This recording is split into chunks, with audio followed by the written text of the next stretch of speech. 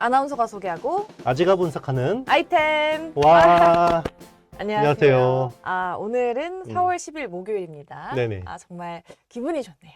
네, 그렇죠. 네, 너무 기분이 네. 좋은데 일단 저희가 어떤 일이 있었는지 한 주간의 이슈부터 쫙 훑어보고 가야겠죠. 네네. 먼저 글로벌 이슈 어떤 거 있었을까요? 네, 첫 번째로 지금 엔비디아의 대항마 브로드컴이 15조 원 규모의 이제 자사주 매입을 하기로 했어요. 좋네요. 네, 일단 에이식 쪽에 지금 사실 투자 아이디어가 깨져서 네. 그동안 이제 굉장히 많은 공격을 받았거든요. 브로드컴이 제2의 엔비디아 될 거다. 네. 이게 이제 데이터 학습에서 추론으로 오면 결국 에이식이 많이 커지잖아요. 시장이 많이 커지는 거는 똑같은데 거기서 많은 돈을 벌 수 있냐 여기에 대해서 이제 약간 훼손이 됐죠. 우리 스크래치 났다 그러잖아요. 네. 미디어텍이 갑자기 구글의 TPU를 일부 설계를 담당한다고 하니 그러면 브로드컴이 그렇게 기술적인 혜자가 높지 않은 거 아니냐 이런 이제 의혹이 있었는데 네. 일단은 이제 지금 자사주 매입으로 디펜스를 했고 그 이후에 이제 다른 빅테크들의 에이식 수주가 어떻게 되는지 거기서 얼마나 마진이 남는지 그런 것들을 좀 잘 지켜봐야 될 것 같고요. 네. 자, 그리고 미국의 반도체 기업이죠. 마이크론이 일부 제품에 이제 관세 요금 부과 방침을 밝혔어요. 네. 90일 유예는 됐는데 기본 관세, 네. 보편 관세 10%는 그냥 있으니까 요거에 대해서 이제 일단 비용 전가를 하는 것 같고 네. 앞으로 이제 삼성전자하고 SK 하이닉스가 여기에 대해서 어떻게 할지 일단 삼성전자는 일단 요 부분을 좀 올렸어요. 근데 앞으로도 좀 더 이제 추가로 올려야 될 가능성이 높은데 요것도 한번 잘 지켜봐야 될 것 같습니다. 네, 글로벌 봤으니까요. 이제 국내 이슈도 한번 살펴보도록 하겠습니다. 국내에서는 좀 어떤 이슈가 있었을까요? SK가 SK 실트론, 그러니까 웨이퍼를 만드는 회사죠. 네. 여기 매각을 검토를 하고 있다고 합니다. 메모리 반도체는 이제 지키고 군살 빼기에도 속도를 낸다. 이게 이제 SK온에서 사실 상당 부분 자금을 까먹고 있잖아요. 네. 배터리에서. 여기 또 실탄 마련을 위한 게 아닌가. 지금 사실 하이닉스가 돈을 많이 벌고 있긴 한데 네네. SK그룹 차원에서 보면 SK온이 까먹고 있거든요. 아. 네. 그런 부분들 때문에 사실 SK 실트론은 알짜 회사입니다. 네. 연간으로 이익이 그래도 적지 않게 나오는 회사인데 또 이제 매각을 한다라고 하고 주성 엔지니어링이 이제 1208억에 달하는 이제 계약 부채. 그러니까 이제 수주가 이제 굉장히 많이 신규 수주가 많이 나오고 있다. 이렇게 이제 볼 수 있겠습니다. 이런 이슈들이 있었습니다. 저희가 앞서 또 잠깐 언급하셨는데 이제 트럼프가 깜짝으로 상호관세 90일 유예를 했습니다. 정말 다행입니다. 네. 중국을 제외한 모든 국가들의 90일 유예한다. 트럼프가 이제 사람들이 약간 겁을 먹은 것 같다라고 하더라고요. 네. 겁 많이 먹었죠. 일단 그런 것 같아요. 네. 왜냐하면 지지율 하락 속도가 너무 빨랐고, 물론 이제 자산이 녹으니까 지지율 하락 속도가 빨라진 것 같은데, 우리나라는 사실 부동산 자산이 대부분이잖아요. 네. 그래서 정치권에서 부동산 건드리는 것에 대해서 굉장히 민감한데, 맞아요. 미국은 주식이죠. 자산이 되게 높아요. 그러니까 일반 미국인들의 본인 자산 비중에서 부동산 비중이 28%밖에 안 돼요. 네. 거의 다 주식이죠. 네. 주식이 50% 가까이 되거든요. 그러니까 주식이 빠지면, 왜냐하면 이제 퇴직연금 401k라는 이제 퇴직연금을 굉장히 많이 하는데, 네. 그게 대부분 이제 주식을 간접적으로 가지고 있는 거고, 그러면 이제 거기서 이제 마이너스가 나면 화가 나는 거고요. 주식이 이제 그동안 빠지는 거는 트럼프가 참으면 돼. 내가 금방 돌려 세운다. 이렇게 이야기했는데, 제가 보기에는 어제 채권이 좀 불안했던 것 같아요. 그러니까 채권이 그동안 이제 주식시장 망가뜨리면 주식시장에서 채권으로 돈이 가니까, 그럼 채권 수요가 늘면 금리가 떨어지잖아요. 네. 요걸 유도를 했는데 중국이 제가 보기에는 국채를 막 판 것 같아요. 한 2조 달러 정도의 미국 국채를 가지고 있는데 네. 요게 이제 가격 좋을 때 좀 판 것 같아요. 그러니까 이제 미국이 이러면 안 되는데, 왜냐면 지금 트럼프가 금리를 떨어뜨리려고 하는 거는 결국 인플레이션도 잡고, 그리고 이제 연준한테 금리 인하를 유도하고, 네. 그리고 지금 당장 미국 정부가 갚아야 되는 부채가 6개월 안에 갚아야 되는 게 7조 달러가 있단 말이에요. 요거 롤오버 해야 되거든요. 그러면 이제 금리 싸게 발행하려고 이제 했는데 중국이 여기에 초를 친 거죠. 그러니까 이제 요게 좀 불안했던 것 같아요. 그러니까 계속해서 이런 구도로 가다가는 안 되겠다라고 생각한 것 같고, 그리고 이제 트럼프 대통령의 코어 지지층이 네. 저소득층 백인이잖아요. 네. 그러면 이제 미국 사람들이 제일 못 견디는 게 주식 빠지는 것도 그런데 물가 오르는 거거든요. 생필품이나 이런 물가들이 오르기 시작하면 네. 사실 바이든 대통령이 경제 지표로 보면 굉장히 잘 했거든요. 그런데 왜 집권에 실패했냐, 민주당이. 인플레이션 때문에 그렇거든요. 근데 지금 이제 인플레를 자극할 우려가 있는 거죠. 그래서 트럼프가 이제 마음을 바꿔 먹었을 것 같고, 그래서 일단 좀 더 지켜봐야 되긴 하겠지만, 그동안에 이제 이 강경 모드를 요구를 했던 이제 피터 나바로 같은 사람이나 아니면 이제 상무장관 러트닉 같은 사람들은 약간 이제 목소리가 조금 이제 낮아지고 대신에 이제 온건파인 일론 머스크라든지 네. 그런 사람들이 조금씩 이제 기업가 출신들 이런 사람들이 약간 목소리가 좀 이제 높아지지 않을까. 그러면 이제 시장은 당분간은 좀 안도 랠리가 좀 날 수 있다 이렇게 보고 있습니다. 그러니까요. 간밤에 나스닥이 12% 네. 상승. 필라델피아 반도체도 18%.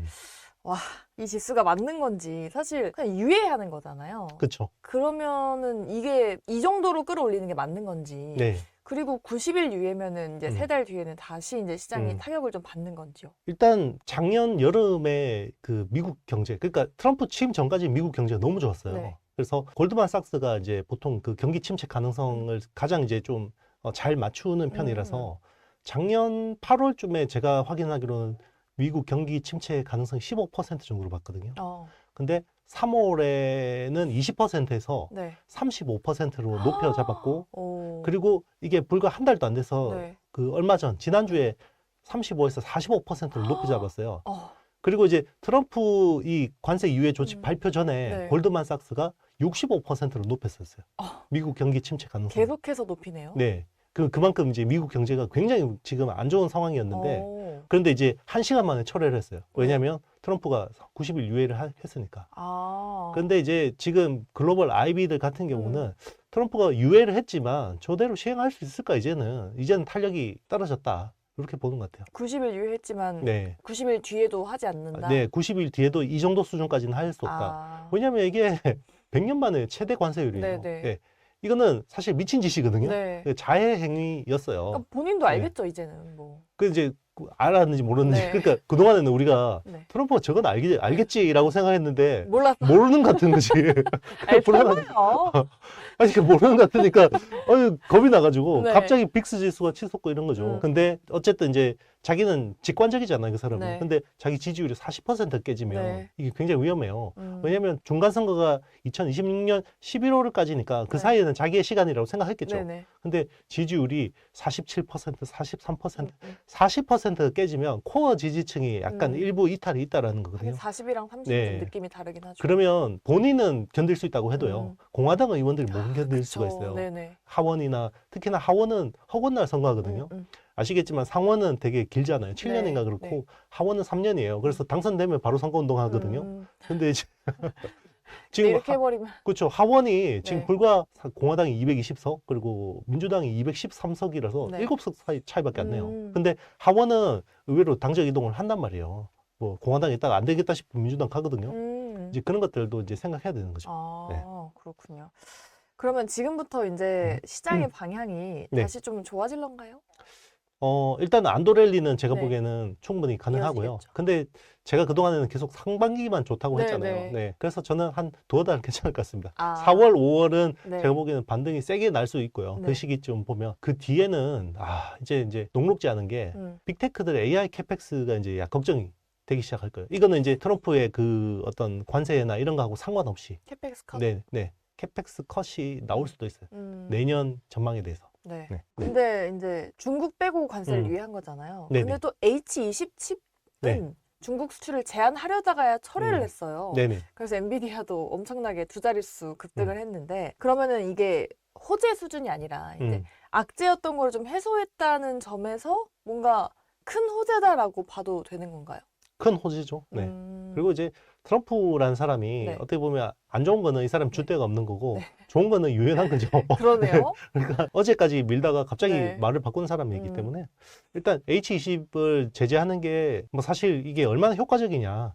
여기에 원래 대해서 좀 뒤에서 몰래 사긴 했잖아요. 그렇죠. 뭐 이게 밀수로 다 막을 수도 없는 거고 그리고 이제 이걸 막아봐야 결국 자국 칩 어떤 그 자급화만 배가 왜 이렇게 꼬르륵 그러셨어요? 네. 아유 너무 밥은 웃기네. 먹고 방송은 중요하지만 혼신의 힘에 다해서 이제 방송을 하고 있는 김세영 아나운서와 다시 이야기하도록 하겠습니다. 네, 그래서 이제 H20을 뭐 제재하는 게 이게 뭐 추가 제재하는 게 효과적이냐, 효율적이냐 이런 생각을 한 것 같고 네. 그리고 조만간에 이제 또 중국향 H22라는 칩도 나오고 네. 그리고 이제 블랙웰의 다운그레이드 버전인 B20도 나오기 때문에 네, 그런 것들도 또 감안해서 약간 좀 지켜보면서 이제 좀 네. 제재를 카드를 만지작거리겠다 생각하는 것 같습니다. 그럼 이 호재에 따라서 뭐 부각받을 국내 관련주는 뭐 뻔하겠죠? 네, SK하이닉스가 음. 그래서 이제 뭐 일단 탄력을 받는 것 같고요. 네. 일단 뭐 관세 유예 조치도 있었지만 엔비디아의 H20 칩에 대한 그 조치도 SK하이닉스한테는 굉장히 긍정적으로 작용했다고 생각합니다. 근데 또 이제 삼성의 갤럭시 S25가 흥행을 했대요. 네. 네, 1분기 잠정 실적 나왔잖아요. 1분기에는 무려 79조 원 매출액, 그리고 6조 6천억 영업이익 기록했습니다. 근데 전체적으로 보면은 안정적인 성장을 이어간 거잖아요. 네네. 근데 이 갤럭시 덕분에 이제 좀 흥행한 건데 뭐 만족스러웠다라고 볼 수 있을까요? 이 성적이? 굉장히 서프라이즈죠. 왜냐하면 삼성전자 1분기 그 영업이익 컨센서스가 한 네. 5조 원 정도였고 실제로 이제 저는 5조 원이 안 될 거라고 예상을 했어요. 네. 그런데도 불구하고 네. 굉장히 잘 나왔는데 이유가 갤럭시 때문이에요? 맞습니다. 그러니까 이게 질이 네. 반도체 DS 부문에서 1조가 안 나왔어요. 이게. 예.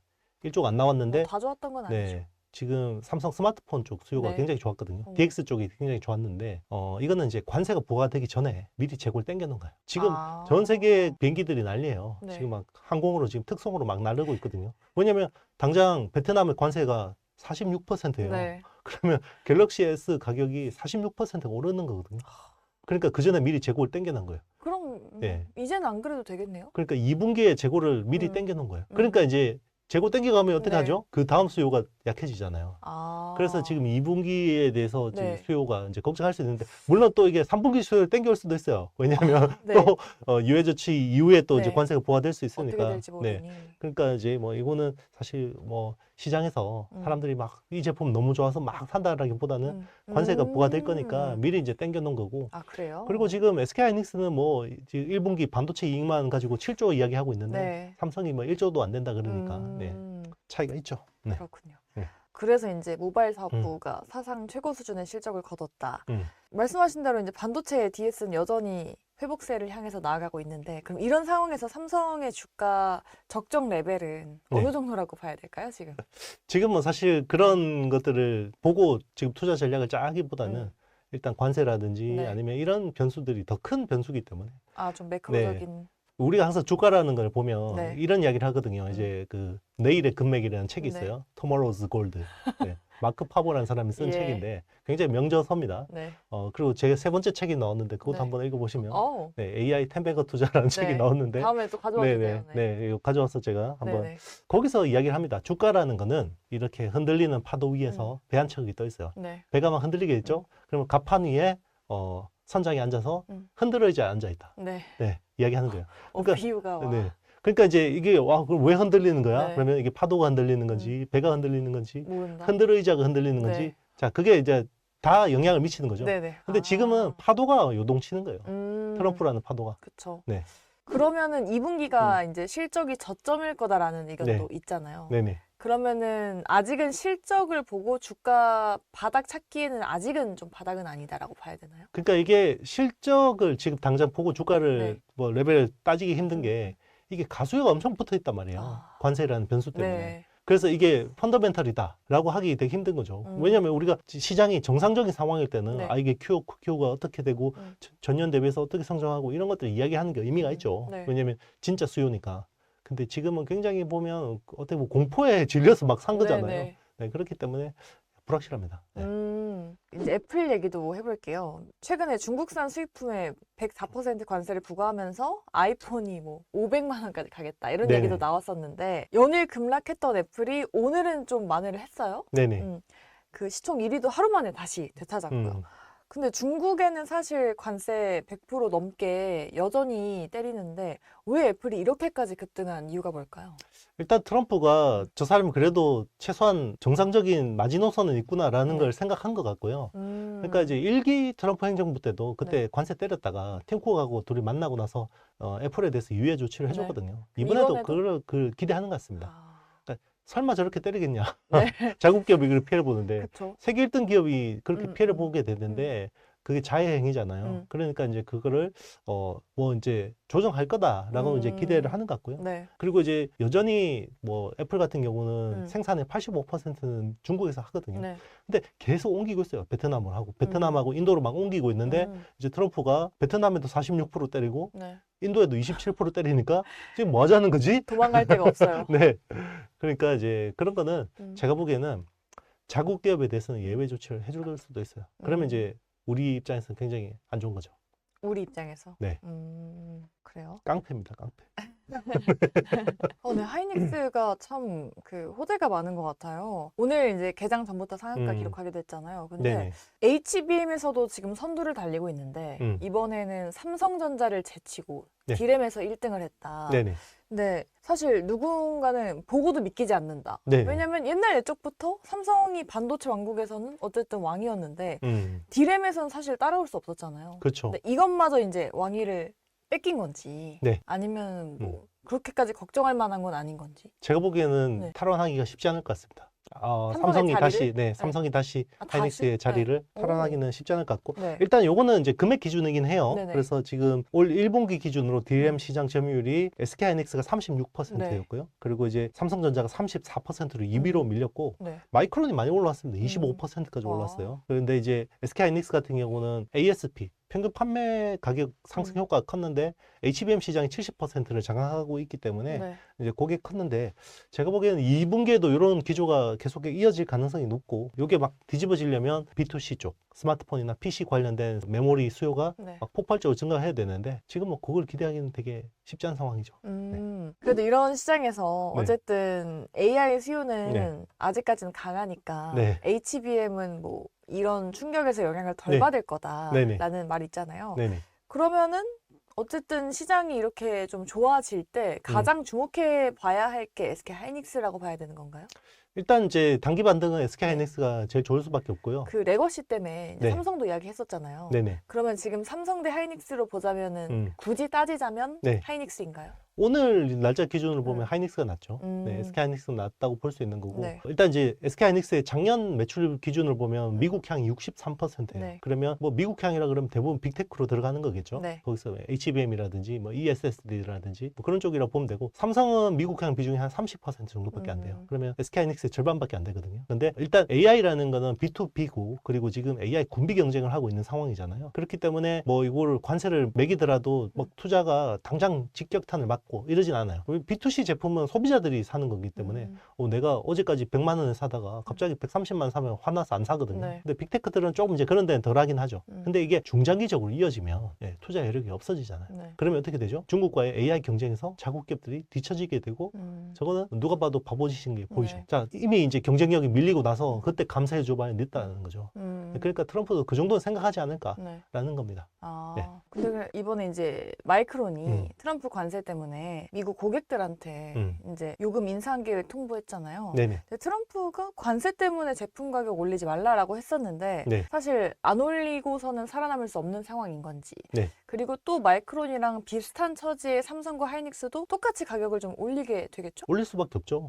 이제 그 관세 인상 초기에는 기업들이 일부 그 부담을 떠나요. 그러면 이제 마진 스퀴즈가 되겠죠. 네. 근데 계속 적자를 내면서 팔 수는 없잖아요. 그러면 알게 모르게 이렇게 가격 전가를 하는데 근데 트럼프한테 걸리면 안 되잖아요. 그럼 15 케이스로 걸리면 안 되거든요. 네. 그런 것들은 되게 조심해서 해야겠죠. 그럼 하이닉스랑 삼성도 결국 올리겠다. 올릴 수밖에 없습니다. 아니면 뭐 이게 적자를 내게 되니까. 음. 이제 걱정이 그럼 계속 가격을 전가할 수 있냐? 네. 계속 가격을 전가하게 되면 뭐 대체제가 없기 때문에 네. 사긴 사겠죠. 근데 총 수요가 줄어요. 아. 네. 사람들이 이제 소비를 안 할 거 아니에요. 네. 원래는 소비가 100의 여력이 있는데 가격이 오르니까 소비 여력이 80으로 줄겠죠. 네, 그런 것들이 걱정인 겁니다. 그러면 반도체 갑자기 수요가 줄면 공급이 남아 돌게 되면 가격 하락 압박이 커질 수 있죠. 아. 그러니까 중장기적으로 그걸 걱정하는 거예요. 당장 뭐 이걸 뭐 관세 이걸 가격 전가할 수 있냐 없냐 네. 이게 중요한 게 아니라 아. 근데 어쨌든 트럼프가 반도체 관세도 곧이다라고 네. 했었잖아요. 네. 최대 100% 예고를 했었는데 네. 이것도 이제 우리가 좀 필연적이다라고 봐야 될까요? 뭐 어제 어떤 행보를 보면 네. 쉽지 않을 거다. 왜냐하면 100% 관세 부과를 하게 되면 미국은 그냥 AI 그 혁명이라는 그 패권 경쟁에서 네. 중국한테 지는 거예요. 음. 네. 질 수밖에 없어요. 지금 중국이 얼마나 빠른 속도로 따라오고 있는데 네, 맞아요. 지금 그러면 자국 기업들이 AI 투자를 취소하거나 지연시키게 된다 그러면 그건 바보짓이죠. 네. 그러면은 TSMC한테 네. 미국에 공장을 짓지 않으면 네. 최대 100% 관세 부과하겠다. 네. 근데 왜 콕 집어서 이제 TSMC일까요? TSMC가 제일 돈을 많이 벌잖아요. 미국 빅테크들한테.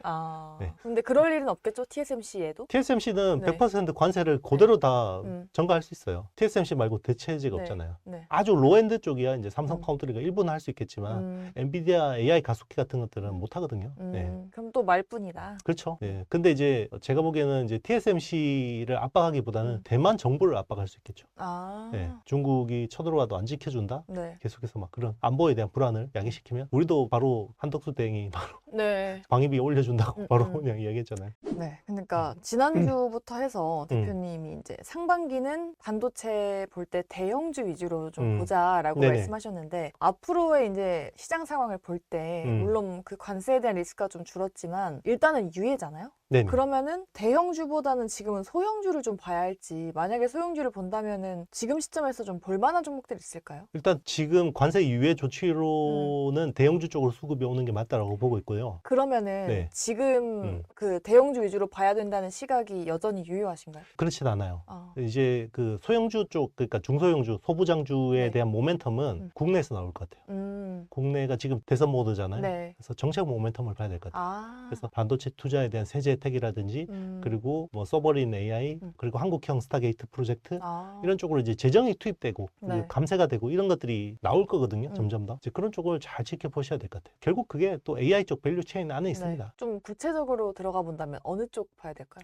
제가 뭐 계속해서 ITM에서 말씀드리는 회사들인데 네. 만약에 이제 투자가 활성화하게 되고 이제 세제 혜택이 커지면 뭐 펩 투자를 하겠죠. 네. 그러면 이제 인프라 장비를 하는 뭐 STI 같은 회사들 그리고 이제 외주 쪽으로 오사 쪽을 이제 담당하는 하나마이크론 같은 회사들도 가능성이 있고요. 그리고 칩을 뭐 AI용으로 하려면 칩을 수직으로 쌓아서 연결하고 이런 쪽이 중요하잖아요. 네. 그러면 이제 뭐 거기에 필요한 CMP 쪽 장비인 KC텍 그리고 이제 뭐 연결 검사하는 제우스 뭐 저기 세정하는 제우스 뭐 넥스틴 뭐 검사 이런 쪽 그런 회사들이죠. 지금은 주가가 많이 빠져 있으니까 네. 정책적으로 뭔가 모멘텀이 나온다 그러면 그쪽이 충분히 탄력받을 수 있고 그리고 이제 한국형 스타게이트를 한다 그러면 일단은 최우선 과제적으로는 엔비디아 GPU를 갖다가 쓰겠죠. 네. 일단 10만 장 갖다 놔야 돼요. 그런데 이게 또 추론용 컴퓨팅 수요도 있단 말이에요. 그러면 그런 쪽은 국내 NPU들을 쓰려고 할 수 있어요. 그러면 이제 최근에 국회 쪽에서도 핫했던 뭐 피리오사 AI 그리고 리벨리온 같은 회사들이 주목받을 수 있는데 거기는 다 비상장사죠. 그러면 여기 파운드리 의료할 때 중간에 이제 디자인 솔루션 해줄 수 있는 그런 회사들도 네, 가능성이 있죠. 알겠습니다. 그럼 또 마지막으로 이제 또 중요한 질문도 드릴게요. 오늘 사실 저희가 하이닉스 위주로 좀 좋은 점에 대해서 얘기하긴 했는데 지금 딱 보자면 삼성전자 대 하이닉스 둘 중 뭐가 더 매력적입니까? 지금은 하이닉스입니다. 네. 지금은 네. 단기적으로? 네, 단기적으로 많이 빠졌습니다. 그러면 장기로 봤을 때는 삼성이라는 건가요? 근데 이거는 너무 변수가 많아요. 그러니까요. 네, 지금은 오늘만 분석하는 네. 게 맞을 것 같습니다. 왜냐하면 이게 지금 중장기적인 네. 분석이 나올 수가 없는 그러니까요. 상황입니다. 계속해서 시장이 바뀌니까. 그렇죠. 네. 알겠습니다.